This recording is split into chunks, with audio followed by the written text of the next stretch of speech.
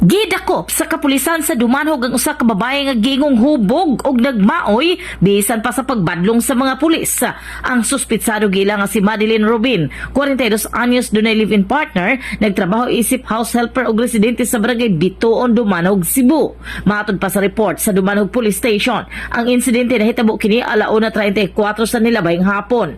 Sa pagresponde ni Police Staff Sergeant Danny Camero, iyang nasugatan ang suspect nga klarong hubog og nagmaoy nga nakapalarma sa iyang pamilya, mga paryente o mga silingan sa maong lugar. Gisuwayan sa kapulisan nga pakalmahon ang maong babae nga suspect apan nagpadayon sa iyang gihimong pagmaoy.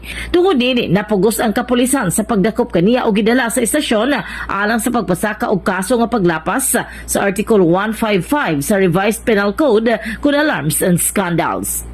In the heart of changing lives, kini si Brigada Jonalyn Humabis sa 90.7 Brigada News FM Cebu, the Music and News Authority.